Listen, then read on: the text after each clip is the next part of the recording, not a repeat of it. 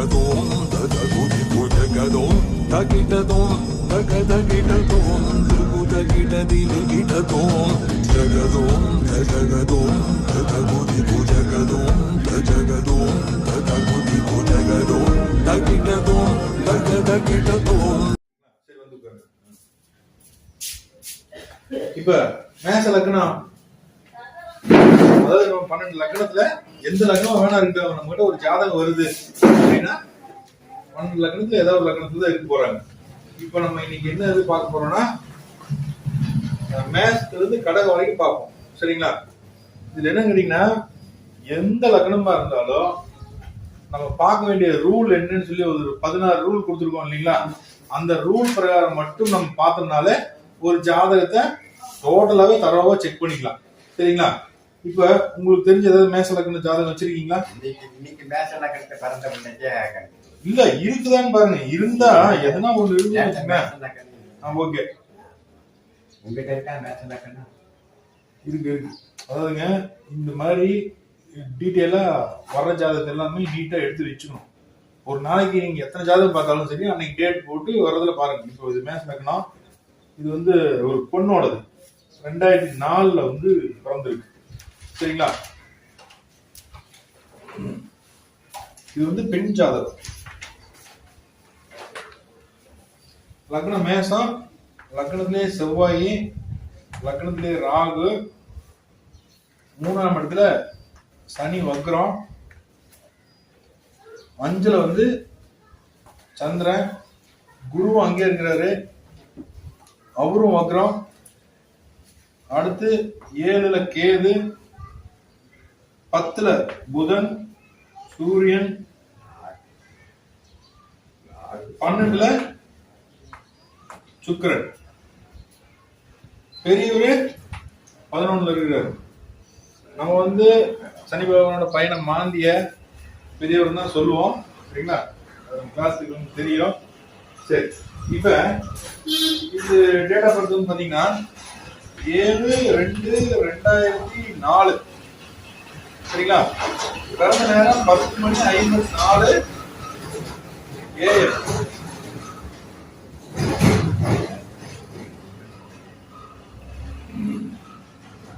சரி, இப்ப இது போதும். நம்ம என்னென்னலாம் நோட் பண்ணணும்னு நினைச்சோம் சொன்னோம்.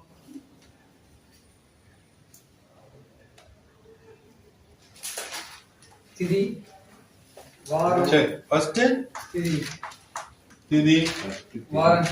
அடுத்து வாரம், நட்சத்திரம், நட்சத்திரம், யோகம், அடுத்து யோகம், கரணம், அடுத்து கரணம், யோகி, அடுத்து யோகி, அதுக்கடுத்து அவயோகி, அடுத்து அவயோகி, நட்சத்திரம் மிருகம், அடுத்து நட்சத்திர மிருகம், பஞ்சபட்சி,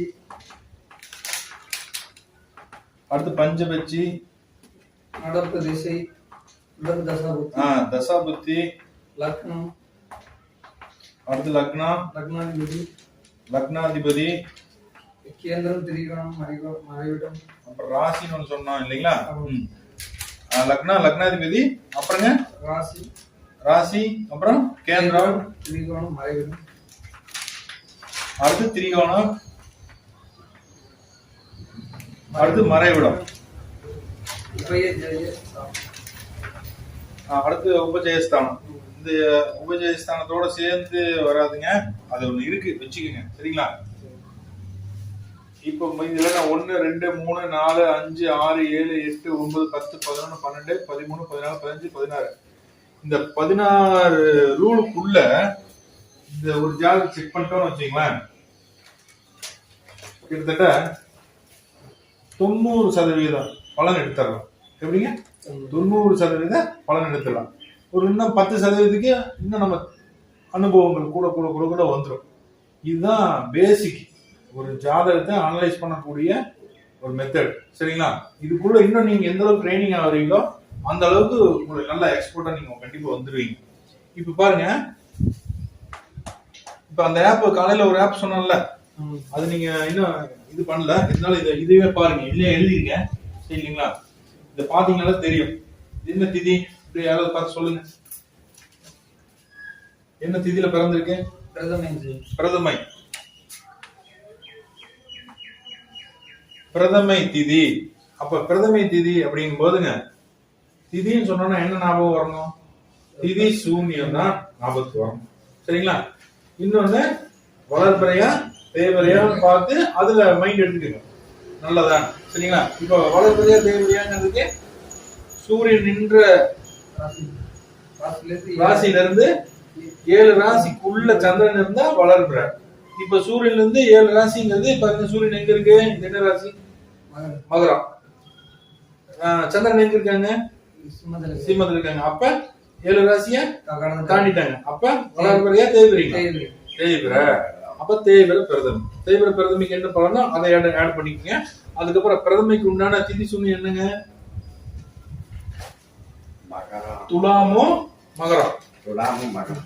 மகரம் துலாம்.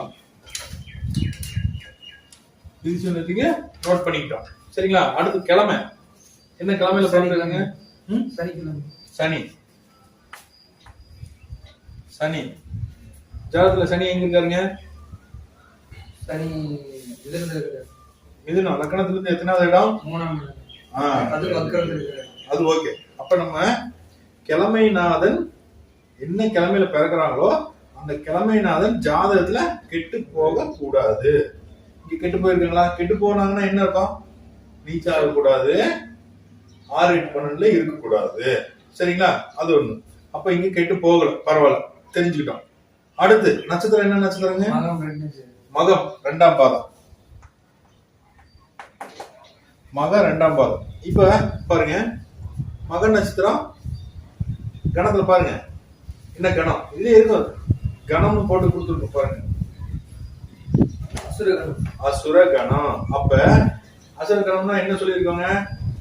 என்னென்ன கணம் இருக்கு? முதல்ல தேவகணம், ராட்சச கணம், மனுஷ கணம். 3 கணம் தான் இருக்கு. அதாவது ராட்சச கணம்ங்கிறது அசுர கணம்னு சொல்றது. சரிங்களா?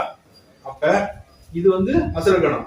அப்ப அசுர கணம் அப்படின்னா எப்படி இருக்குன்னு கேட்டு, நல்லா உழைக்கக்கூடிய ஒரு தன்மை இருக்கும். எவ்வளவு வேலை செஞ்சாலும் டயர்ட் ஆக மாட்டாங்க. இன்னொன்னு பழி வாங்கணும் அப்படிங்கிற எண்ணம் அவங்களுக்குள்ள இருக்கும். யாராவது ஏதோ சண்டைப்படுத்திட்டாங்கன்னு வச்சுங்களேன், கஷ்டப்படுத்தாங்கன்னு வச்சுங்களேன், அப்ப எப்படி இருக்குங்க? மனசுலயே இருக்கும். நமக்குன்னு ஒரு நேரம் வரும், அப்ப பாத்துக்கலாம் அப்படிங்கிற மாதிரி தான் இருப்பாங்க. சரிங்களா? அப்ப கணத்தை வச்சு இப்படி நீங்க தெரிஞ்சுக்கணும். நட்சத்திரம் பார்க்கும்போது கணத்துக்குள்ள ஓடி போய் பிடிச்சுக்கணும். அடுத்து யோகம். என்ன யோகங்க? சோபனம். 27 நாம யோகத்துல சோபனம் நல்ல நாம யோகங்களா கெட்ட நாம யோகங்களா? ஒரு இன்ட்டு மார்க் போட தெரியுங்களா? நல்ல நாம யோகம். அதாவது இருக்கிற நாம யோகத்துல நல்ல நாம யோகத்துல சோபனமும் 1. சோபனத்துல பிறந்தாங்க அப்படின்னு சொல்லி சொன்னாலே எப்படின்னு கேட்டீங்கன்னா, சோபனத்துல பிறந்தாங்கனால அவங்களுக்கு கிடைக்க வேண்டியதெல்லாம் எப்படி இருந்தாலும் தேடி வந்துரும் அப்படின்னு நம்ம பார்த்தோம். சரிங்களா? அடுத்து கரணம். என்ன கரணம்? கௌளவம்.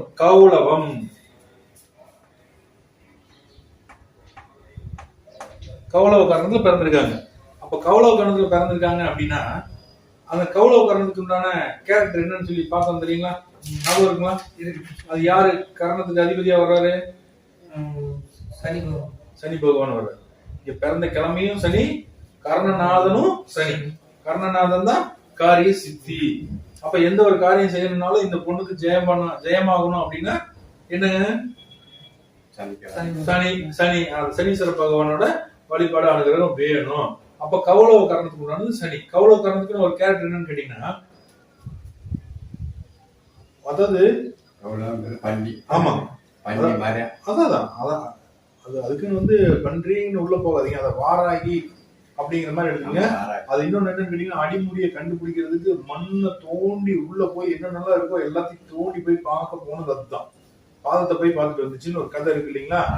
அதுல அப்ப என்னன்னு கேட்டீங்கன்னா, இந்த கௌளவ கரணத்துல பிறந்தவங்களுக்கு எதனா ஒரு விஷயத்த நம்ம ஏதாவது சொன்னோம்னு வச்சுக்கோங்களேன், மேலோட்டமா கேட்டு அப்படியே நம்ப மாட்டாங்க. அப்பா சொன்னாலும் சரி, அம்மா சொன்னாலும் சரி, யார் சொன்னாலும் சரி கேட்டுக்கோ. அப்புறம் என்ன பண்ணும் அப்படின்னு கேட்டீங்கன்னா, அது கரெக்டா தப்பா, அது சரியா, அவங்க சொன்னது சரியா அப்படின்னு ஆராய்ச்சி பண்ணும்.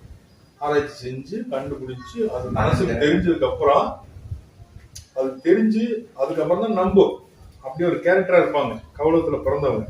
அப்ப நம்ம வர்றவங்க கிட்ட இந்த ஒவ்வொன்று பத்தின காரணத்தை பத்தினதெல்லாம் டீட்டெயில் தெரிஞ்சு வச்சிருந்தாதான் நம்ம அதை சொல்ல முடியும். ஓகேங்களா? இதுக்கப்புறம் யோகி மகத்துக்கு யார் யோகிங்க? சூரியன். சூரியன். அவயோகிங்க? சனி பகவான்.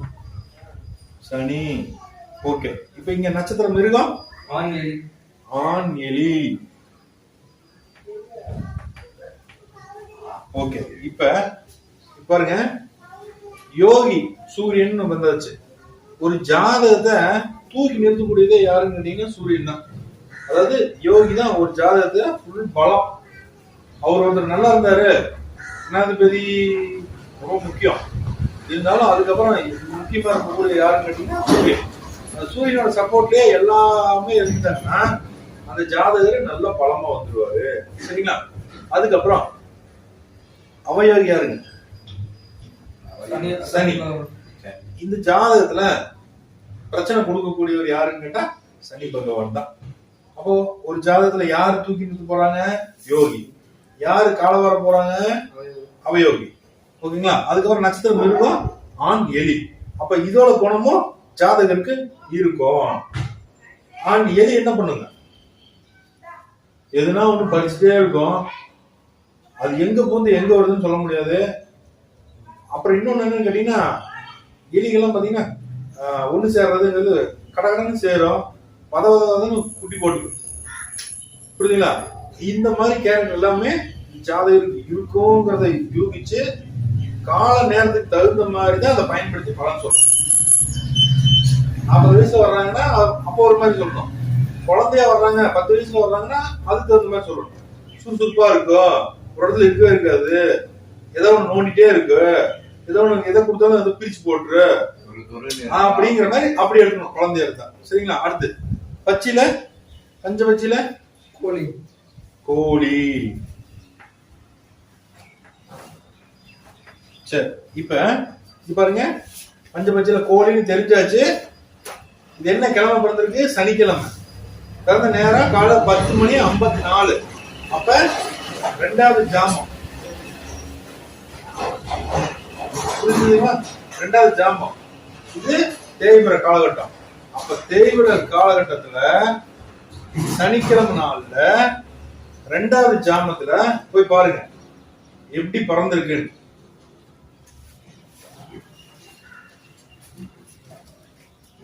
அதுல போய் பார்க்க வேண்டாம், இதுல பஞ்சாங்கத்துல பாருங்க. அவர் சார் வச்சிருக்காரு பாருங்க, 89 பக்கத்துல. அது வளர்பிரியா தேய்பிரிங்களா? தேய்பிரி தான். தேய்பிரியில சனிக்கிழமை நாள்ல கோழிக்கு 2வது ஜாமம் நடை. அப்ப நடைங்கிறது நார்மல் தான். சரிங்களா? அப்போ தொந்தரவு கிடையாது. சாவலியோ துயிலியோ இல்ல அப்படிங்கும்போது நல்லா தப்பிச்சிருச்சு, ஒன்றும் பிரச்சனை இல்லை, ஜாதகர் வந்துருவாருன்னு தெரிஞ்சுக்கலாம். அடுத்து இப்ப நடக்கக்கூடிய தசா புத்தி. இப்ப என்ன தசை நடக்குதுங்க? என்ன தசை நடக்குதுங்க?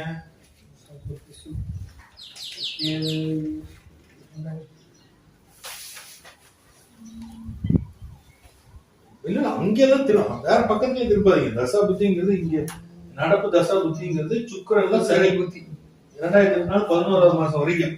அப்ப சுக்கிரன்ல சனி.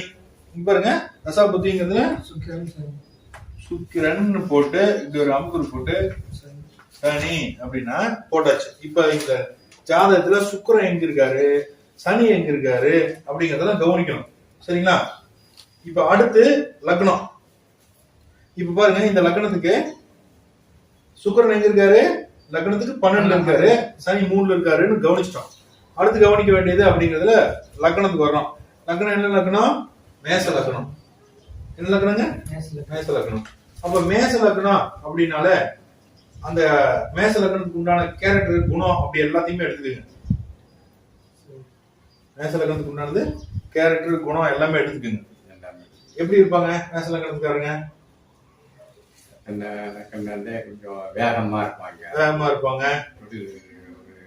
எதுலையுமே ஒரு அத்தாரிட்டி, அதிகாரம் இருக்கும். அப்புறம் சூரியன் மாதிரி அதிகாரம் இருக்கும். அந்த மேசத்துல யார் உச்சமாகறாங்க? மேசத்துல சூரியன் சூரியன் உச்சம் ஆகுறாரு. அப்ப கௌரவத்துக்கு முக்கியத்துவம் கொடுப்பாங்க. அரசு அவங்களுக்கு அரசு சம்பந்தப்பட்டது இதெல்லாம் தொடர்பு இருக்கும் அரசு தொடர்பு கண்டிப்பா இருக்கும். இருக்கும் அப்படின்னு எடுத்துக்கலாம். சரிங்களா? அதுக்கப்புறம் அங்க யார் நீச்சமாகறாங்க? மேசத்துல சனி பகவான் சனி நீச்சமாகறாரு. நீசமாக அப்ப பொதுவாவே மேச லக்னக்காரங்களுக்கு தொழில் அப்படிங்கிறது பெரிய போராட்டங்கள் இருக்குதான் செய்யும். புரியுதுங்களா? இது ஜாதகத்துல நல்லா இருந்துச்சுன்னு சொன்னா நல்லா இருக்கும், ஜாதகத்துல கெட்டு போச்சுன்னா கெட்டு போகும். ஆனாலும் தொழில பிரச்சனை கொடுக்கும், கௌரவத்துக்கு பிரச்சனை இல்ல, எங்க போனாலும் மதிப்பு இருக்கும்.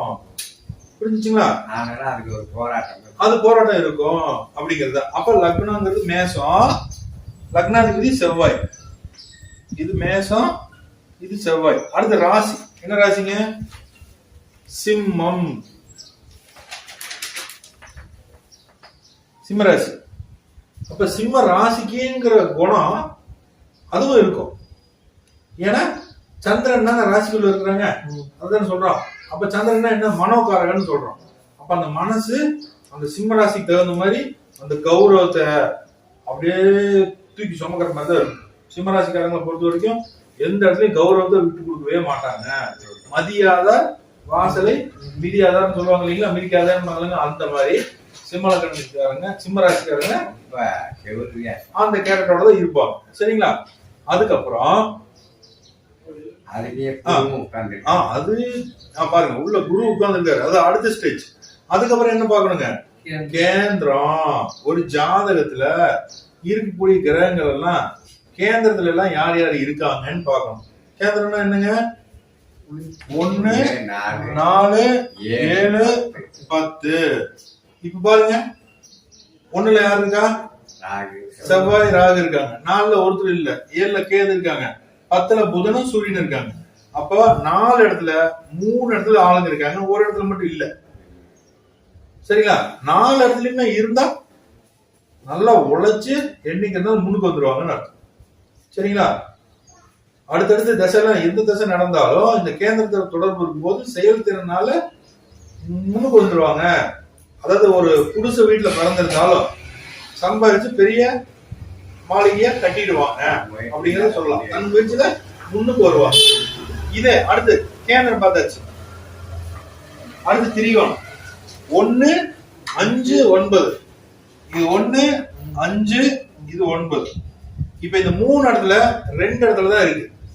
அப்ப 2 இடம் போது ஓகே, முக்காவாசி ஓகே. இப்ப 100 மார்க் இருக்குன்னு வச்சுங்களேன், 100 மார்க்க 3ஆ பங்குனா 33 மார்க்னு வருங்களா? 33. இத நம்ம 100 மார்க்க 4ஆ பங்குனா 25 மார்க்னு வருமா? அப்ப அங்க 3 டிக்குனா 75 மார்க், இங்க 66 மார்க். புரிஞ்சுங்களா? அப்ப எந்த அளவுக்கு இருக்கு? கேந்திரமும் நல்லா இருக்கு, திரிகோணமும் நல்லா இருக்கு. அப்படி அதுக்கப்புறம் மறைவிடம். அடுத்து என்னங்க? மறைவிடம் 6 8 12 மறைவிடம். இங்க இது 6 இது 8 இது 12. இப்ப 6ல கிரகங்கள்ல 8லயும் கிரகங்கள்ல 12ல மட்டும் கிரகம் இருக்கு. சரிங்களா? இப்ப அடுத்து என்னங்க? இந்த மறைவிடம் பார்த்தாச்சு. இப்ப பாருங்க, இப்ப மெயினா கவனிக்க வேண்டியது என்னன்னு கேட்டீங்கன்னா, இப்ப நடந்துட்டு இருக்கிற தசா புத்திக்கு தகுந்த மாதிரி தான் பிரச்சனைகள் நடக்கும்.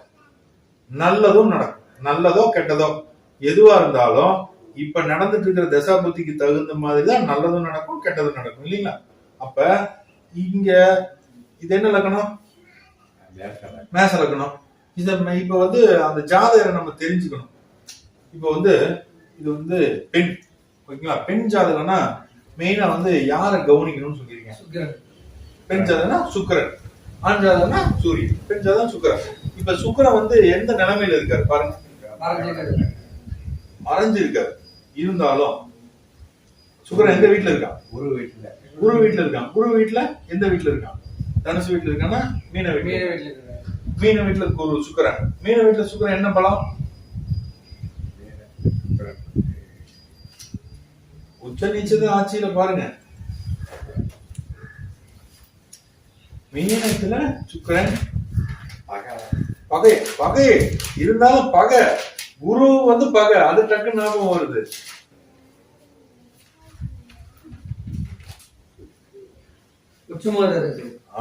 உச்சமாகறாரு. சரிங்களா? அப்ப இந்த வீட்டுல அப்ப பெண் ஜாதகத்துல சுக்கிரன் எப்படி இருக்கு அப்படிங்க? உச்சமா இருக்காங்க.